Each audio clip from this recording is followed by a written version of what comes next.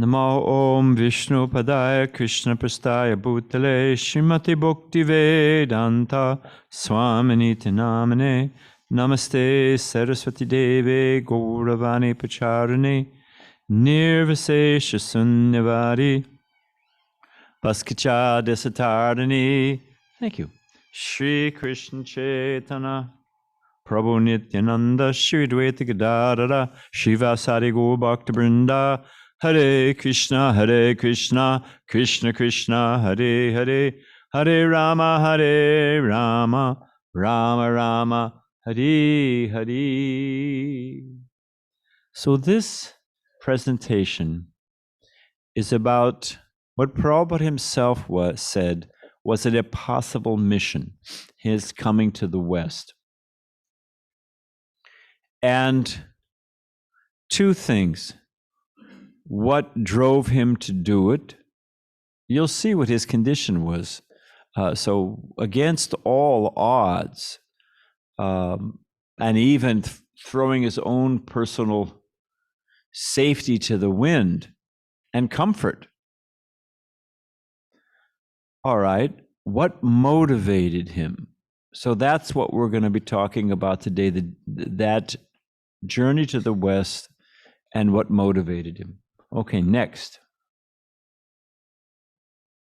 So what is the consciousness behind so feelingly calling out for Krishna? Prabhupada talks about the potency of the mantra depends on the quality of utterance. I'll say that again. The potency of the mantra, we know fire burns regardless. However, there's all kinds of different levels of chanting. There's namabhas, there's namaparat, there's pure chant. There's all kinds of different levels. So Prabhupada said the consciousness, the quality of utterance is determined by the consciousness. So what is the consciousness behind Srila Prabhupada so feelingly calling out for Krishna? Next. Thank you, Tapas, by the way. So it is the mood of the Panchatattva, of all Namo Mahabharanaya, of all the different avatars. Of course, Krishna is merciful in every, but he has particular features. Like Prabhupada said, Lord Nrsimha is the anger, and Vamadev is the cheating propensity, and so many different things,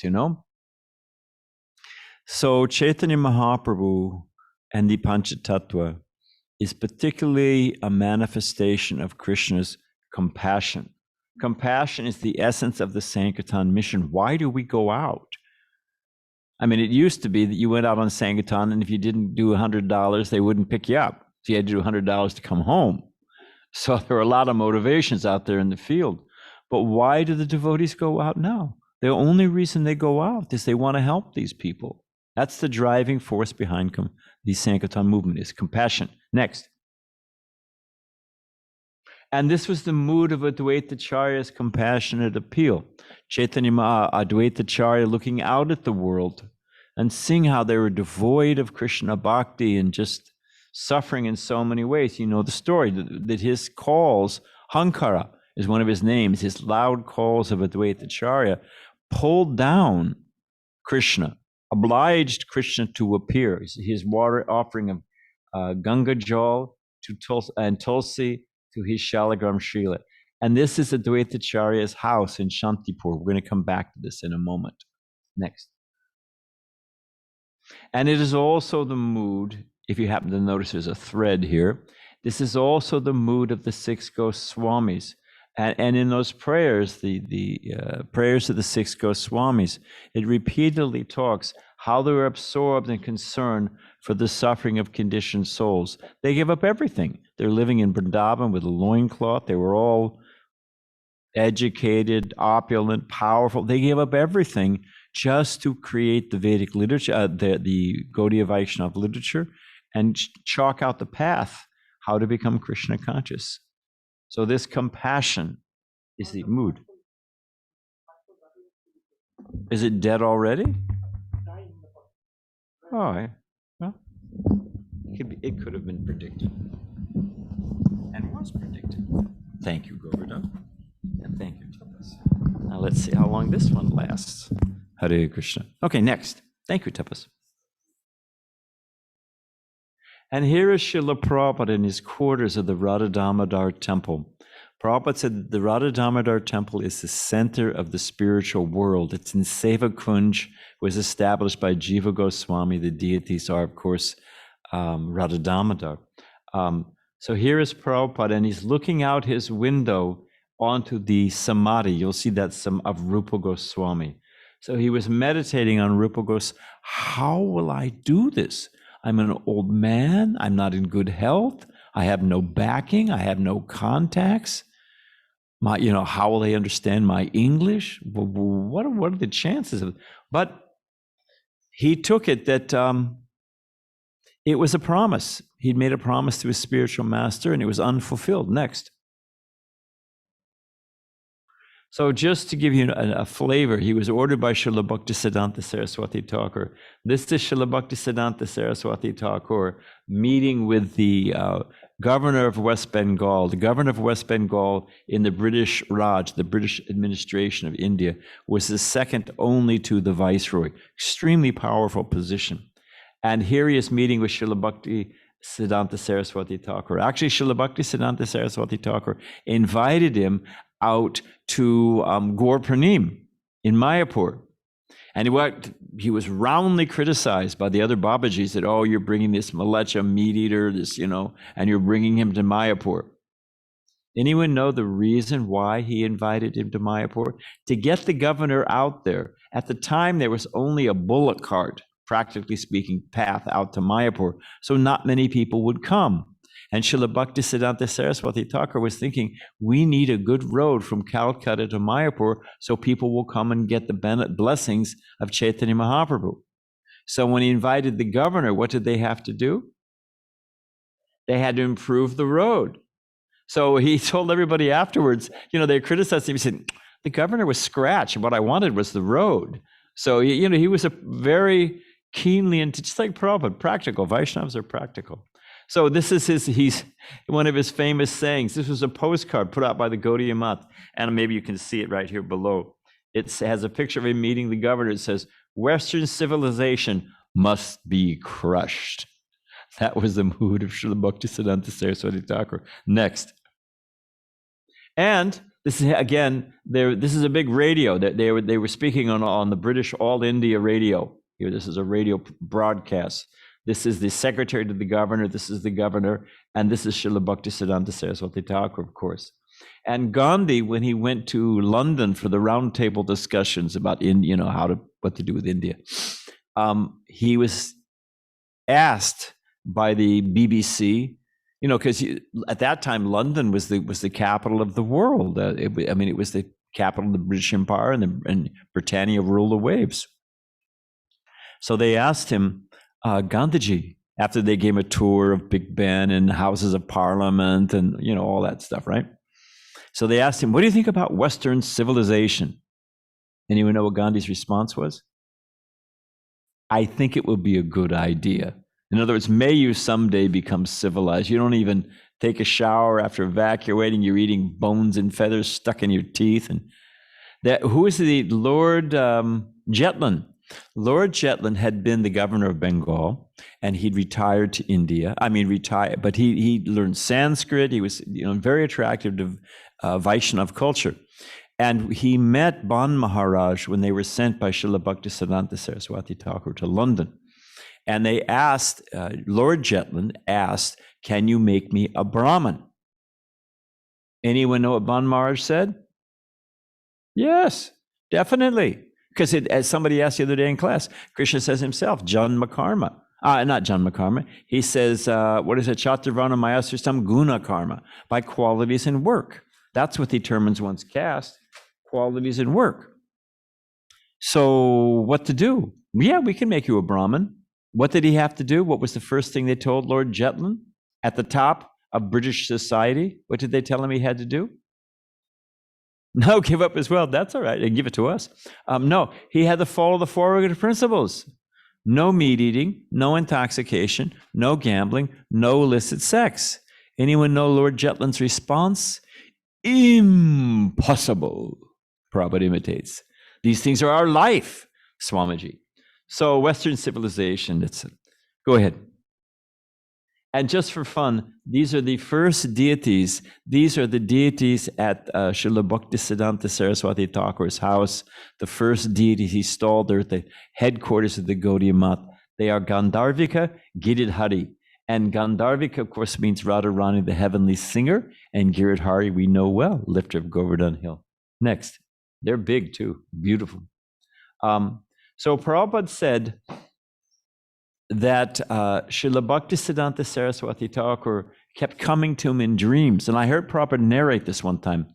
Prabhupada would be asleep, and in his dream, he would wake up, and Srila Bhaktisiddhanta Saraswati Thakur would be standing in his room. And he would beckon him, follow me, follow me. And he'd walk out the door, and Prabhupada in his dream would follow him.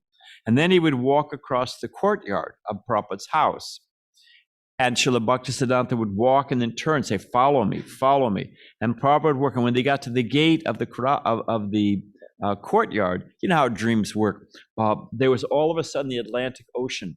And Srila Bhaktisiddhanta Saraswati Thakur would be walking across the ocean, beckoning, follow me, follow me. So it's also narrated in Leelamrita. So Prabhupada had a number of dreams like this. Srila Bhaktisiddhanta telling him, come on, come with me. Come to the West, take sannyas and come. And Prabhupada said, in this way, he gave me no peace. Next. So Prabhupada, we're fast forwarding a bit because we want to focus on the journey and his arrival. Gopal Chand Goswami, one of the Mahants, he's passed away now, of the Radha Damodar temple, narrates how he was a small boy. It's a whole story, a series of stories, but we don't have time. But he narrates how he would wake up at night, 1 o'clock at night, and he would hear someone crying in the courtyard in front of Rupa Goswami's samadhi. This is Rupa Goswami's samadhi there to the left. And he would see Prabhupada sweeping and begging for mercy and crying. My guru has given me an impossible mission. How will I do it? And I can't die without trying. What to do? So he said it many times. He would hear Prabhupada sweeping and crying. Imagine the intensity of Prabhupada's prayer. Next. That's the Samadhi Murti of Rupa Goswami. Next. So Prabhupada says, as confirmed, Prabhupada was asked by Hari Sari, oh Prabhupada, I heard you had the darshan of Rupa Goswami. Prabhupada's response, that is common knowledge. Which means he didn't deny it, but he didn't want to talk about it. Later on, Hari Sari, some days, some time, whatever months went by, he brought it up again. Prabhupada said, that you do not require. Prabhupada didn't want, you get these people, some lady, they say, oh, Jagannath was snatching at my cloth, or I saw the universal form. No, Prabhupada actually had the darshan of Rupa Goswami. Later on, it's a long story, but Gopal Chand, he used to come in the evening. His mother would send him that she's cooking for her family anyway. This is Vedic culture, Vaishnava culture. And she would say, check with Swamiji. Does he want any sabji or puris or maybe a little hot milk? I'm cooking for my family. Let me provide something for Prabhupada. Everyone was fond of Prabhupada, like the Goswamis. Everyone just, so they wanted to help. Does Swamiji need anything? So Gopal Chand, little boy, came. There's a whole story. We'll tell it some other time how Prabhupada caught Gopal Chand stealing out of the deity Hundi and what Prabhupada did. Well, I'll just say it quickly. Prabhupada caught him stealing. Prabhupada said, why are you stealing? This is not good. Krishna sees everything. The sun and the moon, the two eyes of Krishna. You can't, this is not good that you're stealing. He said, and Prabhupada said, why? Why are you stealing? And the boy said, I buy sweets. I love sweets. I go to Lloyd Bazaar and I buy sweets. Prabhupada said, if I cook sweets for you, will you stop stealing? Well, he said, of course. Prabhupada used to make impera and Prabhupada used to make laddu. Tamal Krishna Maharaj had a laddu made by Srila Prabhupada. He said it was like ambrosial, like one of those things, the bells go off and And he asked, Prabhupada was in the kitchen and Prabhupada said, take it. So he took one. And then he said, Prabhupada, I've never tasted anything like this. Prabhupada said, oh, that is Mother Yasoda's recipe. I mean, how does Prabhupada know Mother Yasoda? Hey, I'm not speculating on it, but that's what Prabhupada told Tamal. That is Mother Yasoda's recipe. So Prabhupada used to make sweets. Naturally, the young boy became very fond of Srila Prabhupada. So One night he came over, he narrates the story, and Prabhupada was all, as they say in Australia, rugged up. He had his chadar and a cap, and he was coughing. He wasn't feeling well. So do you want anything? Prabhupada said, you have an unwanted guest, don't feed it. That's where you get rid of a cold. You fast a little bit, and generally speaking, it'll clear up. So no. Okay. Then that night, Gopal Chand, as a young boy, woke up and he saw his parents looking out the window because when they shut that, all those old, the Radharaman temple, Radhashama Sundar, now the new Radha Govinda temple, and new means it's 400 years old or whatever it is. When they shut those things, 300 years old, when they shut those things up, it's tight as a drum. They're like a fort. They're like a big fort, and boom, they shut those doors and they put a wood beam on the, big, nobody gets in, nobody gets out. So his parents had been awakened in the middle of the night. They heard Prabhupada speaking to someone across the courtyard. And they saw this light, but they said it was an effulgent. It wasn't like a kerosene lamp light. It was something far out, coming out under the crack under the door. So Gopal Chand, the next morning, the little boy went over and asked, "Oh, Swamiji, who were you talking to?" Prabhupada said, "I had the darshan of Rupa Goswami." Little boy asked, "Oh, what did he say?" Natural thing to ask. Prabhupada said, "They told me, you go to the West, you write these books and go to the West, and we will take care of everything else." So Prabhupada had the darshan of Rupa Goswami saying, you just write these books. You just write the books, go to the West, we'll take care of everything else. So Prabhupada had that confidence that somehow or other. So next. And now this is we were talking about Prabhupada's mood. And what is the mood of a pure Vaishnava? And we're going to talk in a minute, what's the prayojana, what's the fruit of that mood?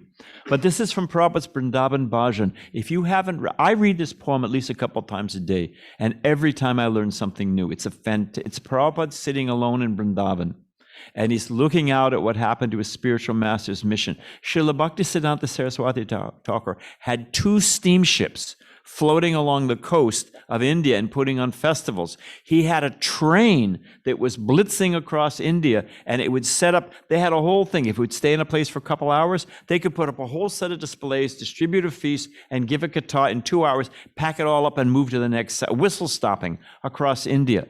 I mean, it's just unbelievable. So, and it came to nothing. We produced Prabhupada. So this is from that Vrindavan Bhajan. And you remember, devotees, it happens all the time. They go to India, they go to Vrindavan, they start to get a little bit of a beard, they get a little more torn dhoti, and they spend their whole time in bhajan, and, I'm getting absorbed in the mood of Vrindavan, and they think that they're, coming up to Madhurya Ras, and, it happens all the time. What did Prabhupada say? By the performance of such Sankirtan, there will come remembrance automatically. The goal is Nirjana Bhajana. Nirjana Bhajana means to be completely absorbed.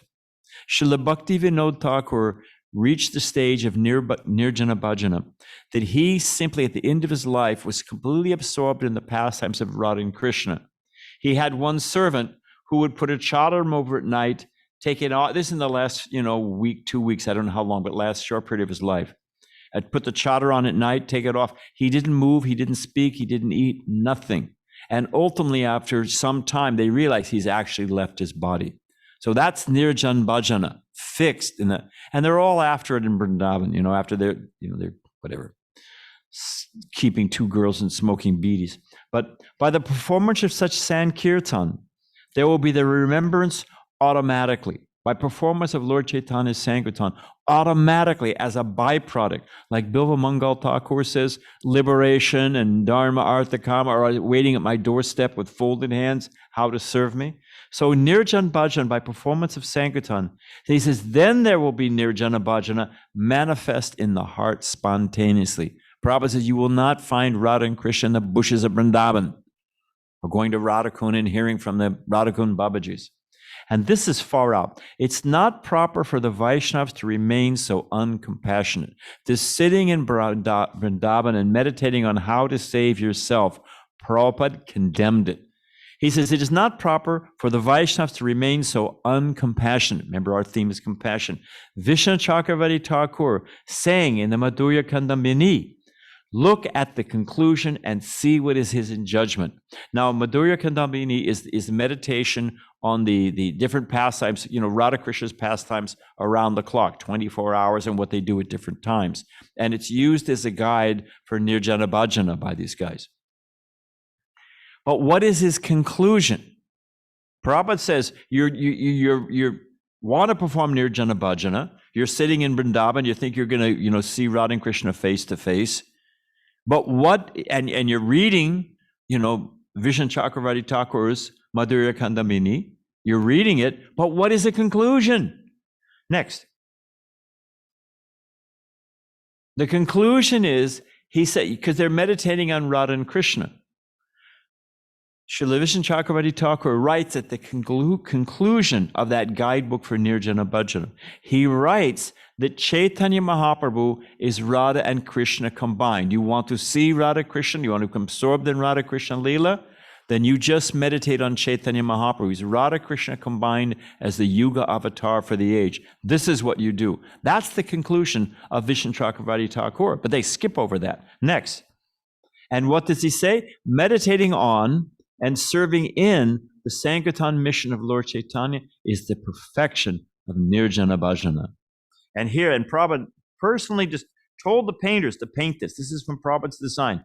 You see how how they're all posed. This is Radha Krishna Leela. And you see here, they're in the same pose as Chaitanya Mahaprabhu.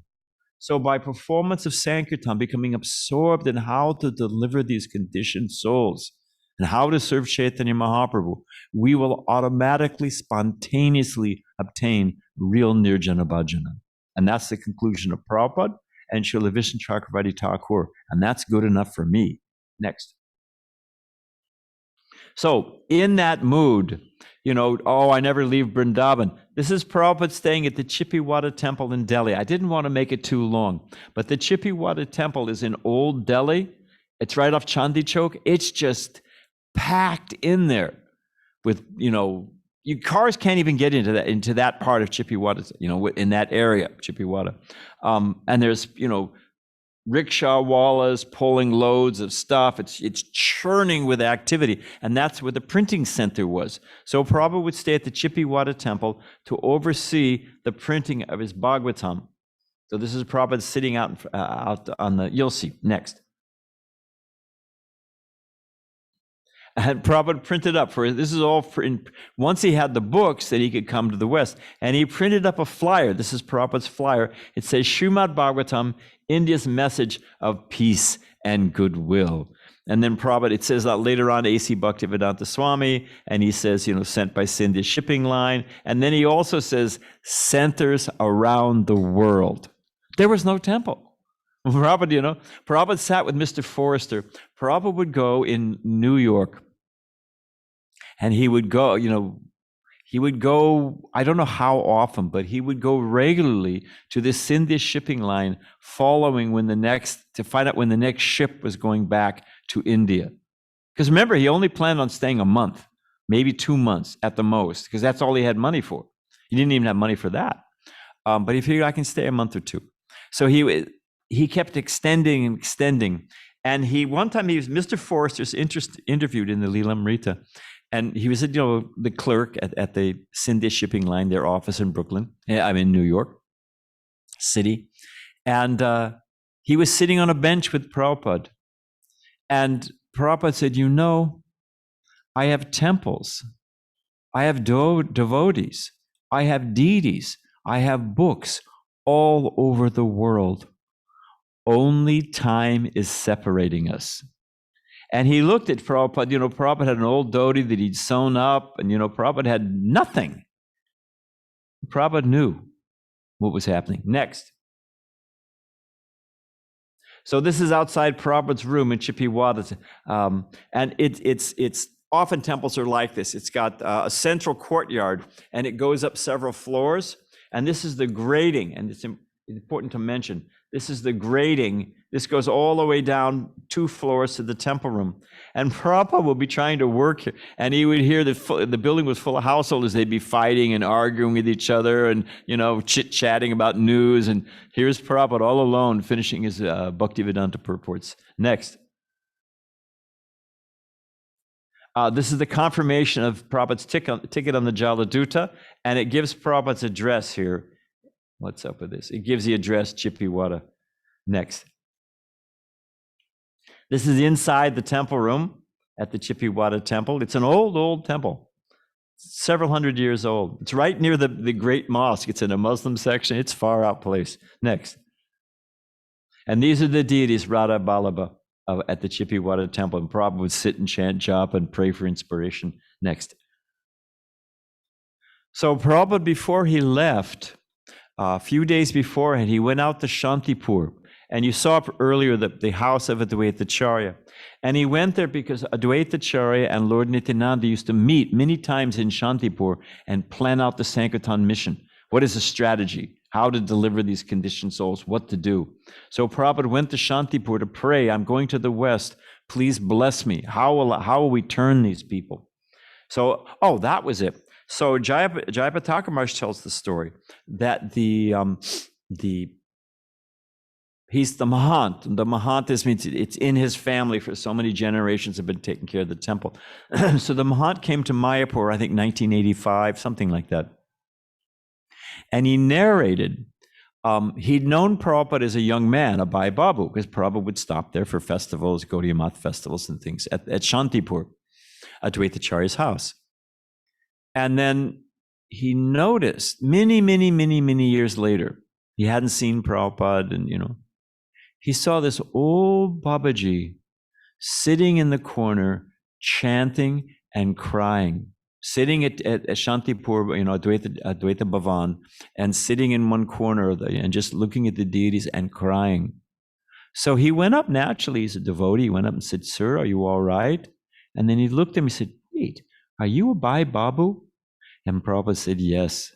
He said, "Why are you crying?" And Prabhupada told him, he said, "My spiritual master has given me an impossible mission." So he was there praying. He said, "I am the unworthy disciple of Srila Bhaktisiddhanta Saraswati Thakur, and he's given me an impossible mission." That's how Prabhupada was feeling. So next, he also stopped at the samadhi of his spiritual master there in Mayapur. And again, same thing. The pujari noticed him, saw him crying, sweeping and crying. This time Prabhupada was sweeping and crying, to clean all the dust from his mind, dust from everything, And he said, "My guru has given me an impossible mission." And this is Prabhupada getting on the Jaladuta with his one suitcase, which also had some bundles wrapped up, some dry cereal, oats and some grains, because he didn't know. He thought, well, he could probably get potatoes in America. He felt he can get potatoes. And then he had some grains, and that's how he was going to live, because he didn't know if he could get anything else to eat. Next. So this, of course, Prabhupada sailing on the Jaladuta. Next. He was the only passenger. All the rest were the crew. So what did Prabhupada leave behind? You have to realize Prabhupada was in the highest levels of ecstasy in Vrindavan. So this is some pictures of old Vrindavan. This is the old Parikram path. Now it's all, apartments and ashrams and this and that, hotels. Next. These are old photos of Vrindavan. This is the Parikram path. This is where the Yamuna used to flow. The Yamuna used to flow down here. Hey, what's up with this? Yamuna used to flow here. This is Madan Mohan Temple, Sanatana Goswami. Next. This is the transcendental skyline. You see the skylines of New York City or Chicago. This is looking across the Jamuna at the transcendental skyline. And this picture is taken from standing on the hill where Rupa Goswami, the Madan Mohan Temple, Sanatana Goswami, the Madan Mohan Temple is on a hill. Has a beautiful view of all of Vrindavan and all the fields and the Jamuna. These pictures are probably I took these two maybe 40 years ago. Next. And this, of course, is Kusum Sarovara, where the gopis used to pick flowers for worshiping the sun god. as an excuse to meet Krishna when he's going to Govardhan Hill. This is where they used to wash the flowers and so many things. This is where Narada Muni dipped into the water and became a gopi so he could participate in the Rasa Leela. This is Kusam Sarovar. This is where you begin your parikram. We'll get into this next time. And we'll finish. This is Radhakund. We're looking at Radhakund. And then over the other side is Shamakund. So this is where Prabhupada was living, and so just no anxiety, no doing his translating in the highest ecstasy. And he put all of this aside to come to New York City. When he went to Boston, first thing he notices, it smells like lobster soup, because he saw all the advertisements for lobster soup. And Prabhupada actually, he figured out, oh, we can make a cauliflower wet vegetable with paneer. Which Prabhupada used to make. Was a fantastic veg. And Prabhupada said they'll give up their attraction to lobster soup. So that was his observation on Boston. And when he came to New York City, Statue of Liberty, give me your huddled masses yearning to breathe free. What did Prabhupada say about New York City? What was his observation? Whole place smelled like dog stool. And Prabhupada left this. Why? To come for us. Next. And this, of course, I just threw this in for fun. This is beautiful Radha Damodar. Prabhupada used to sit on the porch out in front of his room and chant japa for hours, meditating on Radha Damodar. These are Jiva Goswamis. These deities were carved by Rupa Goswami. Yeah, carved by Rupa Goswami for his beloved disciple, Jiva Goswami. Sort that one out. Next. So Prabhupada, this is Victoria Memorial. This was built for I think the Diamond Jubilee of Queen Victoria, with 50 years on the throne. And she was the Empress of India, was one of her titles. And this thing, it says here, 184 feet tall, over 15 stories. And there was bamboo scaffolding. If you go to India or any developing country, you'll see that, it's bamboo lashed together with bamboo. It's we'll get you on a bamboo scaffolding here to paint, No, it creaks and it shifts in the wind. Prabhupada climbed all the way to the top. Prabhupada was walking. It's a beautiful park, because now it's all trashed. And this is the Ganga. It's by the side of the Ganga. So Prabhupada was walking there with devotees, and he narrated. They said, oh, Prabhupada, what is this building? Prabhupada told him. And Prabhupada said, I climbed to the top when they were building it. And the devotees, you can hear on the tape, the devotee said, Prabhupada, you must have been very brave. Prabhupada said, and I am still brave. Otherwise, how have I come to your country all alone? So Prabhupada was brave. Don't ever think for a second. He was bold for Krishna. Next. So Prabhupada's 69 years old and all alone. He didn't have anyone to help him. 2 heart attacks. Prabhupada was seasick. Have anyone here ever been seasick? I was on a boat one time and got seasick. Oh, you can't think. I had to lie down. I was throwing up. Your head dong, dong, dong, dong. It's horrible.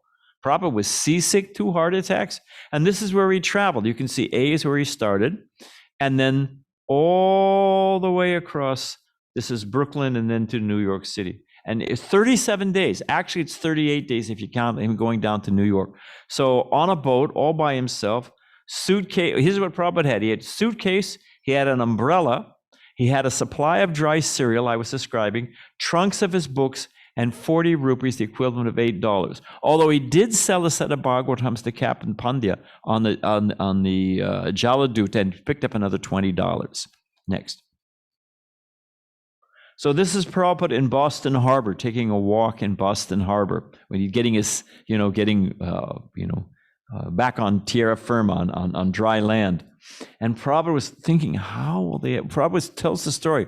He was sitting on the boat, and it was foggy, and he was looking at the skyline and smelling the lobster soup and looking at these people absorbed. This is where he wrote that Markandeya Bhagavad Dharma, the bringing Krishna consciousness to the West. And he wrote that poem. And Prabhupada thought, they'll never take it. Prabhupada says on one tape, he said, as soon as they hear what I'm preaching, they'll say, Swami, go home. As soon as I tell them the 4 regular principles, they say, fine. And this actually happened in Rome. The devotees didn't speak Italian. Dhananjaya Prabhu told me this. The devotees didn't speak Italian. He spoke Italian. So he was visiting from London, and they had a 2-bedroom apartment. It was packed. Italian, hey, it's a festival. Okay, Beo, what is going on? Hey, not sure. Thank you. So they're having a great time. temple room was packed. I mean, the apartment was packed. There had people standing in, in the hallway. He gave class. He spoke Italian. Everybody got up and left.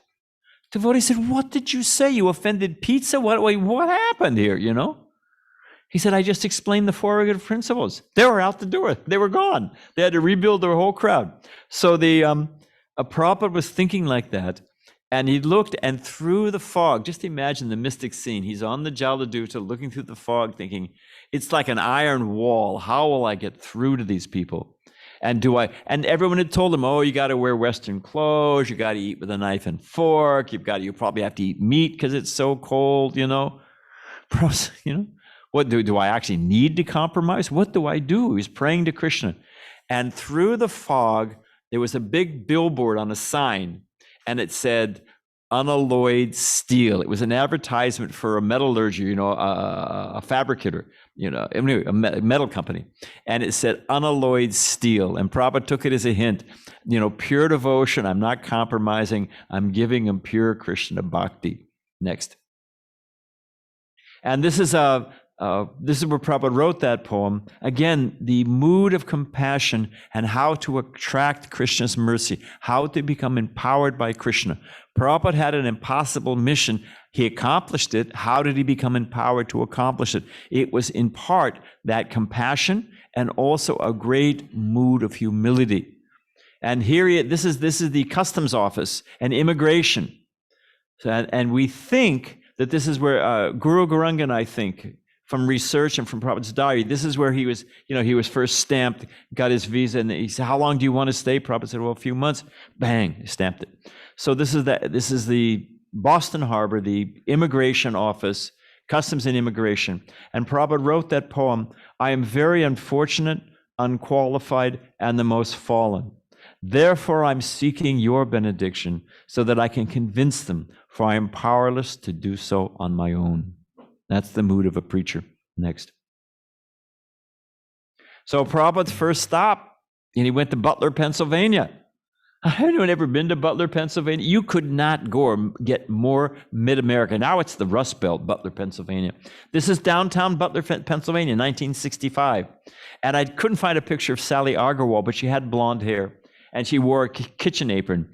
And Prabhupada said that Prabhupada was staying at the YMCA, and he would come there to do his laundry and to bathe and to do his cooking. And he would come sometime, and she had roast beef in the oven. And she would open the kitchen door and flap her apron to air it out. And Prabhupada had to smell, that it's just a horrible smell. And she said, oh, sorry, Swamiji, sorry, Swamiji. That's how Prabhupada was living, Just imagine. Next. Just to give you an idea of the mood of America, this is a postcard from Butler, Pennsylvania, and they had a factory. It's called the home of the Jeep. That's where the Jeep was invented for World War II. That's what Butler, Pennsylvania is famous for. And in those days, it was gung-ho America. America was at its apex of power. It's before the Vietnam War took everything down. But America was respected, and they'd won World War II. We stood astride the globe, and we were right, and everybody was a Christian. If you were a Catholic, you were a little suspicious. I'm not so sure about you if you were Catholic. And if you were Jewish, well, that's just you were Christ killers. That was America. And Buddhist and Muslim, they weren't even on the radar. Hindu, what? And this is what Prabhupada sailed into 1965. Next. Now, this is 1965. Prabhupada did not like cold weather. There's that famous thing they said to Prabhupada, did you have a heaven or a hell? And in your theology, and Prabhupada said, India is always sunny, so for me it's like heaven, and New York is freezing, so for me it's like hell. So, this is Prabhupada all bundled up. He's got an overcoat, he's got a cap, but one thing I like to point out, he's got his dhoti on. No, unalloyed steel. And this is the route. I found this in the Leelamrita. This is the route that Prabhupada walked on to Dr. Mishra's. I think Prabhupada had seen snow, because he went up all the way up to Srinagar to distribute books to the libraries up there, in his householder days. So he may have seen snow. But 1965 was the coldest winter on record in New York City. Yeah, next. So this is a little later on, the early days in New York, and Prabhupada's name means Abhay Charan, fearless at the Lord's lotus feet. I love this picture, that the way Prabhupada, he had that jaunty, like a full, clipper ship at sail, Prabhupada, nothing was going to stop him, So this is Prabhupada in New York City. Next. These are the first American Vaishnavas. This is Brahmananda right here, big Brahmananda. So there they are out in front of 26 2nd Avenue. Next. Go back. Rabindra Swarup, you wonder, we did so many things, we steal everybody's flowers. And, the devotees here one time, before I was the president, they went on Harinam in Mexico City. They went right through the Catholic Cathedral in downtown Tijuana right after Mass, right down the main aisle for the Harinam party. Well, we're going to deliver these. They came out the side door. They were greeted by the Mexican police and thrown in jail. It took a week to get them out. You ask Mahatma, he'll tell you about it. So, we did so many crazy things. And Rabindra Swarup Prabhu said one time, not only was Prabhupada, this is Jayadvaita Swami, right here. Let's see if we can find. Right here is Jayadvaita. Oh, this is Jayadvaita Maharaj, right here. Everybody was so young. So Rabindra said, not only was Prabhupada the only pure devotee in ISKCON in those days, he was the only adult. We were all kids. We didn't know anything. Next. So here's Prabhupada with that famous picture, Tompkins Square Park, speaking, delivering the timeless message of Bhagavatam. Next. And again in San Francisco, this is Hippie Hill. Somehow they took Lord Jagannath. You see Lord Jagannath? No clothes. Just painted clothing, and took him out, put him on the ground. There he is. When I came to the temple in Laguna Beach, 1969, all that was on the altar was Lord Balaram. With no clothes, just painted Lord, no Subhadra, no Jagannath, just Lord Balaram. It took me a while to wrap my mind around that one. What? So, because we're raised, no graven images and all that. So, but Prabhupada was unfair. Prabhupada had Puri Maharaj. We read yesterday about Puri Maharaj, and I'll tell some stories someday about Puri Maharaj. But Puri Maharaj analyzed the thing very carefully. And he said what made Prabhupada successful? Two things. Prabhupada had unflinching faith in the order of his spiritual master. Yesha Prasad, Bhagavad Prasada. That he had firm faith in the order of his spiritual master, and he had firm faith in the power of the holy name. Just get him to chant. Just get him to chant. Next. So imagine this scene. Prabhupada, and I didn't say that, but Prabhupada's journey on the ship was 12,500 plus miles.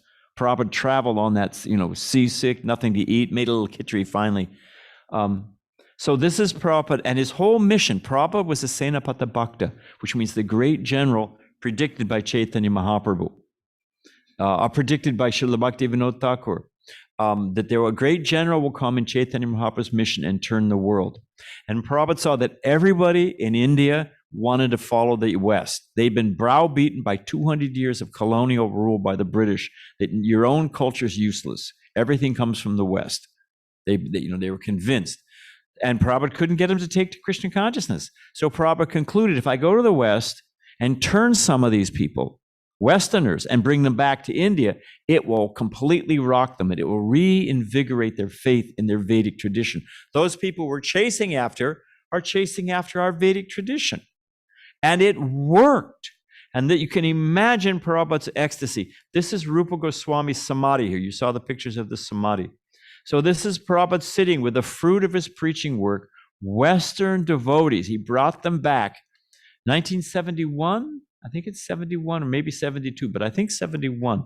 There Prabhupada is speaking at the Radha Damodar temple in front of, he's showing Rupa Goswami. I did it. I went and it worked.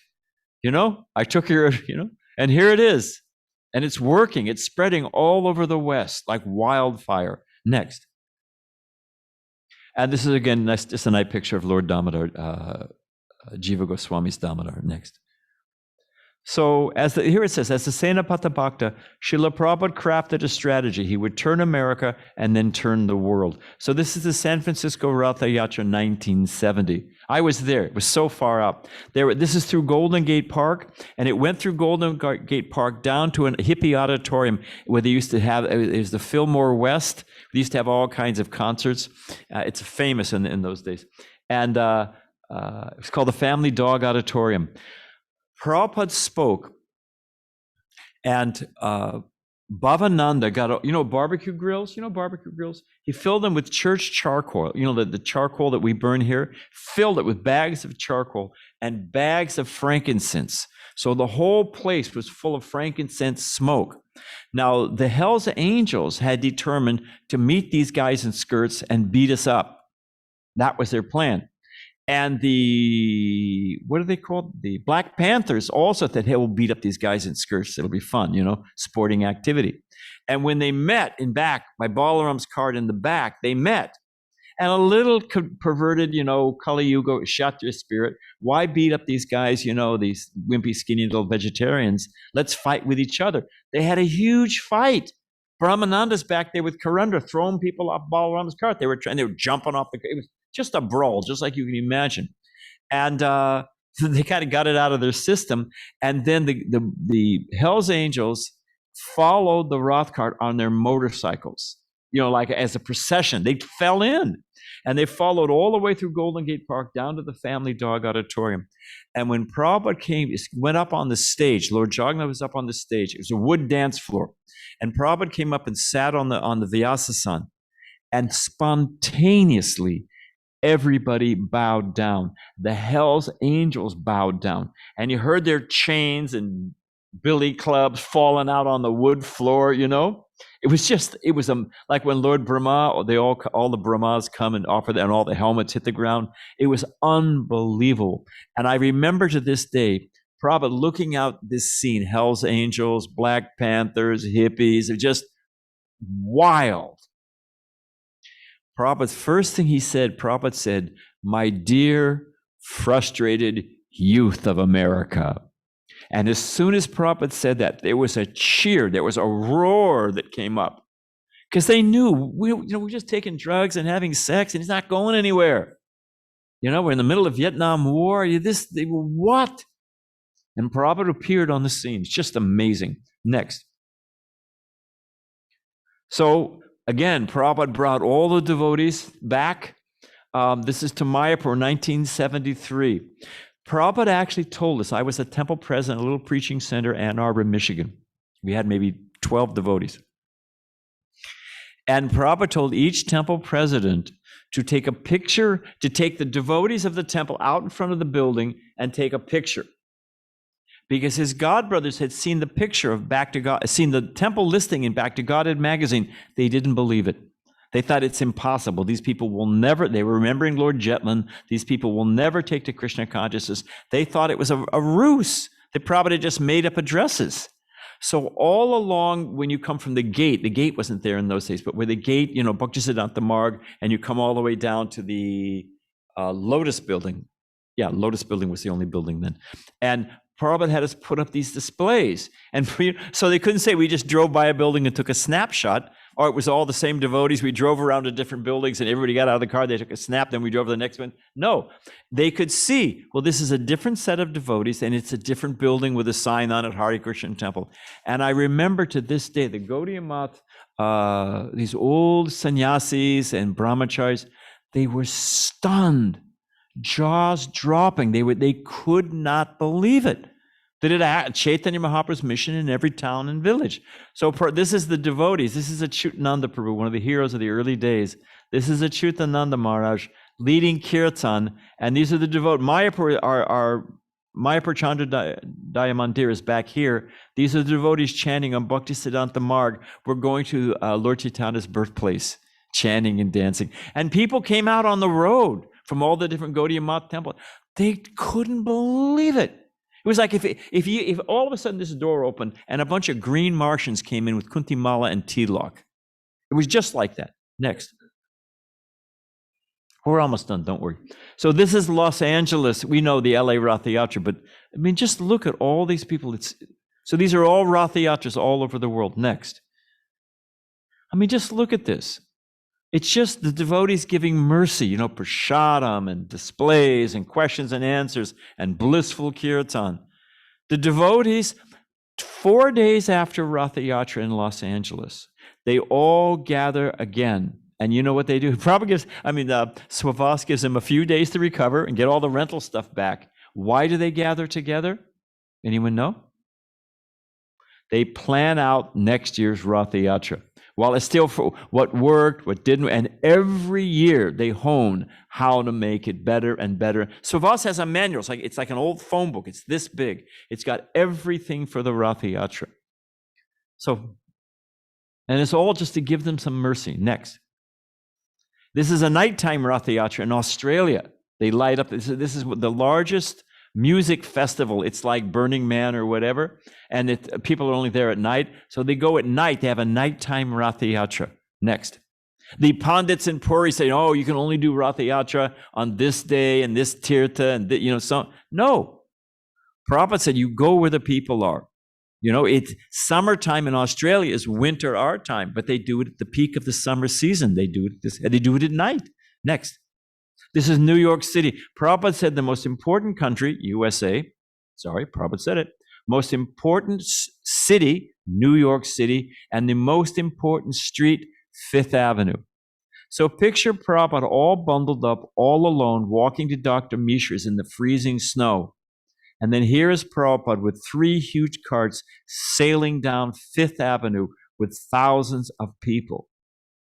I mean, it's improbable, unpredictable, impossible that succeeded. Next. These are the devotees in Hong Kong. And this is at night in Kowloon. Kowloon's the big shopping district. Now, what's up here? Did this die too? Well, such is life. Oh, there we go. This is the Rath cart all the way back here. See it? It's at night, it's lit up. And this is the Harinam party and people joining in. This is in Hong Kong. Next. This is in Perm, Russia. Yeah, you know Perm, don't you? And they have over 30 Ratha Yatras all across Russia. It's amazing. It's inconceivable. Next. And we're almost done. This is Dhaka. It's a Muslim country. This is down the main street in Old Dhaka. They don't go past the mosque. Next. This is Bali, which is also a Muslim country, much more liberal. And these are the Rath carts. I've got some pictures we'll show sometime. They look Balinese. It's very far out how they made the Rath carts because they're natural artists there. So this is the Rath cart, and here's the devotees. Indonesian devotees chanting Hare Krishna. Amazing. Next. And this is London. This is the National Gallery. These are the prize of the British Empire. And this is Piccadilly Street. Everyone around the world knows it's the famous shopping Piccadilly Street. It's in Gilbert and Sullivan songs. I mean, it's the heart of it. And here's the Rath Yatra cart sailing down. Next. And this point Prabhupada used to make proudly, transcendently proudly. He gave me an excuse to put a picture of Vaisheshika Prabhu in one of my heroes. But there were so many editions. There were 32 plus editions of Bhagavad Gita in America when Prabhupada came. And not one, it hadn't made one single devotee. We meet people all the time now who get Prabhupada's Gita and in home without even meeting devotees. They become devotees. We had one guy who was an art student in Chicago, carved his own murti out of wood. Told the devotees, he said, everyone's making so much noise, in the daytime. He said, I get up at 4:00. I put some flowers at his feet. I light some incense and I chant. Is that all right? I mean, the guy's a homegrown pujari, made his own deity from reading Bhagavad Gita. Next. It's amazing, the potency. So here's the thing. We were talking, what is the secret? The surrender, it's the secret to empowerment. Yeyatam mam prapadyante, Krishna says, as they surrender, I reciprocate. Different materials have different degrees of conductivity. Rubber, it's insulated. The circuitry the electricity won't flow. A little bit better is, wood to a minute degree. A little bit better is water, a little bit better. And finally, you get the silver. Why? 100% of the current flows through silver. You know why? There's no resistance. That's how they measure it. Because there's no resistance, 100% of the current can flow. So Prabhupada's mood of compassion and complete surrender. Surrender to the mission of Krishna. And that's how he became empowered. Next. This is, again, we were talking, anyway, I'll just say it. This is from Bhagavatam. O Brahmins, this is the reciprocation. How Krishna's Ajita, he's unconquerable, and yet the devotees can conquer the unconquerable. Prabhupada conquered the unconquerable by the mercy of the unconquerable. O Brahmins, as iron attracted by a magnetic stone moves automatically toward the magnet, my consciousness, having been changed by his will, is attracted to Lord Vishnu. Thus I have no independence. A devotee cannot separate his mind from Krishna, a pure devotee. Next, we're almost done. But it's reciprocal. Now, a few verses later, the devotee says, just like iron's attracted to a magnet, I cannot resist you. I cannot stop thinking. The gopis, they could not stop thinking of Krishna. They wanted to stop thinking of Krishna. The Supreme Person, now this is Krishna saying, the Supreme Personality of Godhead said to the Brahman, I'm completely under the control of my devotees. Indeed, I am not at all independent. As chaste women bring their gentle husbands under control by service, the pure devotees who are equal to everyone and completely attached to me in the core of their heart, bring me under their full control. So Krishna is controlled by the devotees and the devotees are controlled by Krishna. It's loving reciprocation. Next. So this Krishna's Bhakta Vatsal. He's leaning favorably towards his devotees. The devotee can't resist Krishna and Krishna can't resist the devotee. Next. So thus the unconquerable Lord became conquered. Such is the power of a pure Vaishnava's tears. That was our premise. How did Prabhupada have that strength? Full surrender, burning compassion, complete faith in the holy name, and complete faith in the order of his spiritual master. Next. So Prabhupada saw this. This is a logo for Sherwin-Williams paint. Prabhupada drove past a hardware store. I was in the car.